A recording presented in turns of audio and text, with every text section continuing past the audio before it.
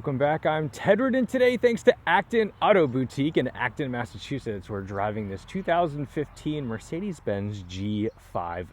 This is not the AMG G63. No, this has a 5.5-liter naturally aspirated V8 making 382 horsepower, and it is still a bank vault off-roading machine fit for, I suppose, a king, a military officer, or someone just going to Starbucks in Beverly Hills. It's white. It definitely checks a lot of boxes for most of the G-Wagon customers, I suppose, and it has an outrageous designo leather interior.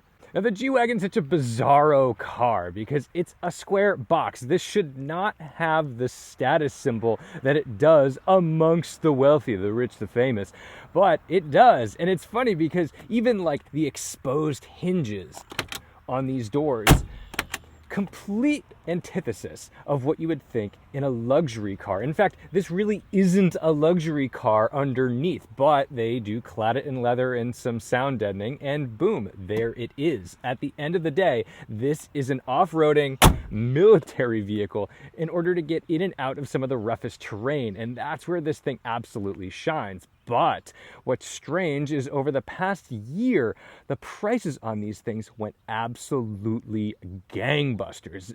Dealers were scooping these up. There was one dealer that must have bought 100 G-Wagons, G63s, G550s, and they paid a lot. And then the market crashed, and some of those dealers were left with a ton of cars that they were going to have to really just take a massive loss on. So I think at this point, if you're in the G-Wagon game, if you're in the market, they've softened quite a bit from where they were during the early pandemic years because they were unobtainium, even for high mileage ones. Now, this is the last generation of the G-Wagon, which lasted for quite a long time. And I actually prefer this one because I think it has more of the feel of the G, although the newer ones are a lot easier to drive on the highway. But what I love about them is just how exposed everything is. When you come over here in the wheel well, you can see these exhaust headers blasting down the side, and they dump right down here. So you don't even have a rear exhaust. It's coming out right behind that step. And of course you have your externally mounted spare tire.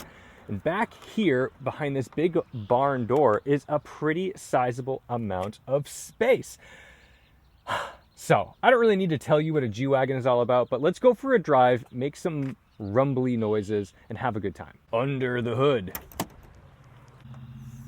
There she is, our 5.5-liter V8. And I actually think this sounds a little quieter and less scary at idle than what you find in the G63. The G63 sometimes makes some weird ticking sounds that freak me out a little bit. This does not.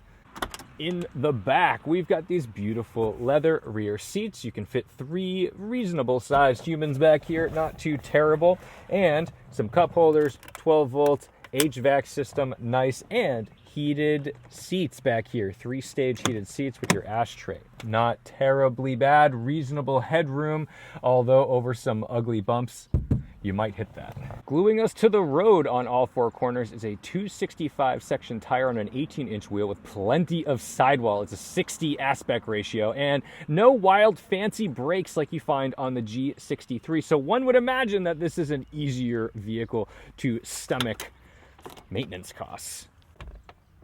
Love the way this door closes. You'll notice there's no cup holders visible up here. You got a couple back here for your rear passengers, but up front, you basically just get your basketball net. And I guess if you were sitting at a drive-in movie theater and had a short enough drink, you could throw it right there. To start, we've got our Mercedes key. We can put it in here.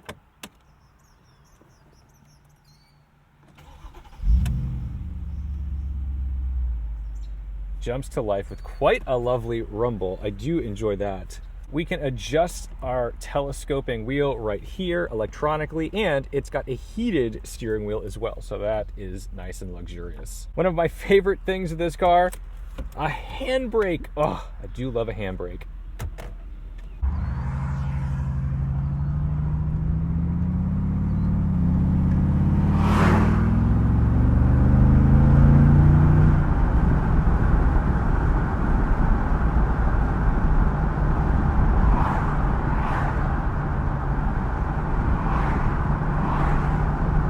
You may notice through the camera that there's some waviness in the windscreen, and that's because it's a heated windscreen, just like you would have normally in a rear windscreen, but they didn't put like giant lines. They put these really thin little lines in there, so that way if that is iced up, de-icing this should be incredibly simple. You don't have to wait for this engine to warm up and blast hot air on it to melt.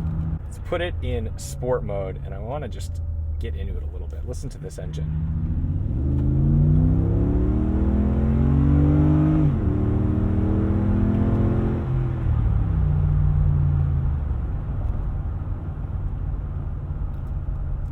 Mercedes V8s never disappoint.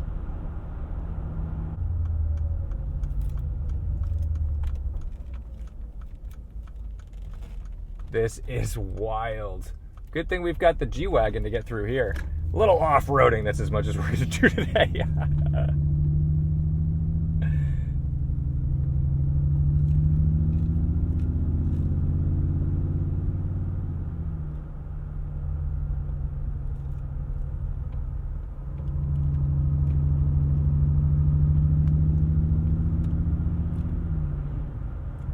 Now, if it's your first time driving one of these, it may feel a little cumbersome and awkward. Like, there's not a whole lot of steering feel coming through here, but you do adapt to them very quickly. And I admire the low-end torque because you don't need to wring these out. It can stay at like 1200 RPM most of the time, and it sounds fantastic down there under a small amount of load.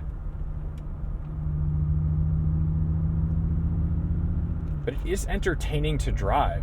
I know that it's like, why would you find this as an enthusiast vehicle? But even if it's off-road focused and a little cumbersome around like a highway, part of the joy of driving is driving oddball things. And I get why people like these, because you sit up really high, you've got tons of glass, you've got these thin little doors.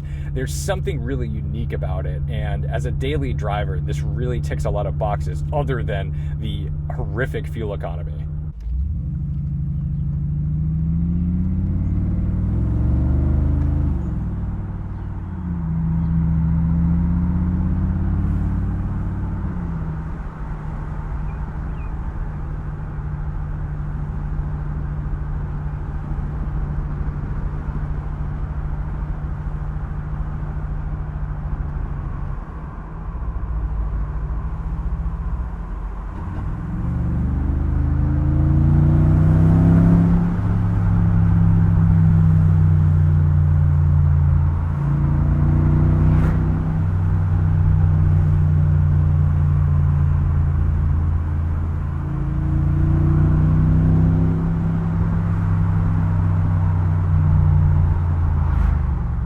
It does have paddle shifters, which is nice. You can keep it in gear as you please. As cars get so modern and distant from the driver, driving cars like this start to make more sense to me. I find them really charming. I think they're really fun. And they're also still reasonably safe. This is a 2015, and it is built like a tank. I've seen people get in accidents in these, and they're fine.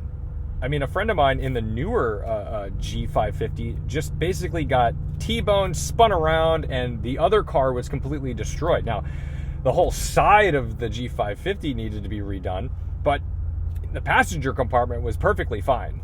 And as much as I'd love to say that I want to go and drive, Caterhams and Ariel Adams and all that stuff, like, there's a real price to pay in the event that something goes terribly wrong.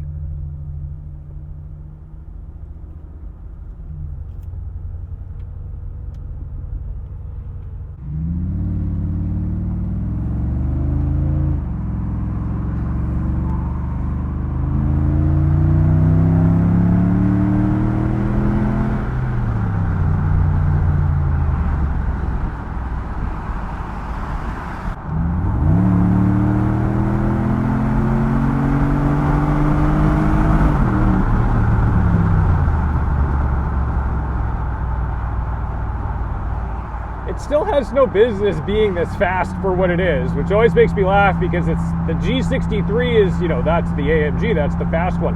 This is still way faster than a vehicle of this nature needs to be. You will not be disappointed, and you don't miss out on the sound. Actually, I think I maybe preferred the sound of this to the standard G63. It's a little less tugboaty. So I think that's going to do it for the G550. You've seen it before. It's nothing new, but it's always nice to take a cruise in one. I really want to thank Acton Auto Boutique for tossing me the keys.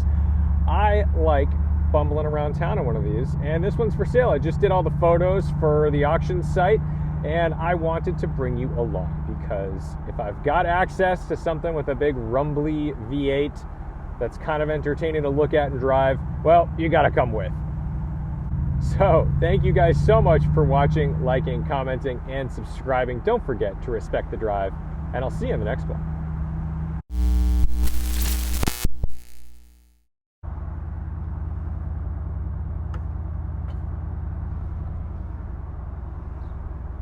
Do you ever hear things happening outside of your vehicle, like construction, like a really singular noise that you're like, oh no, was that me? If that was me, we have trouble.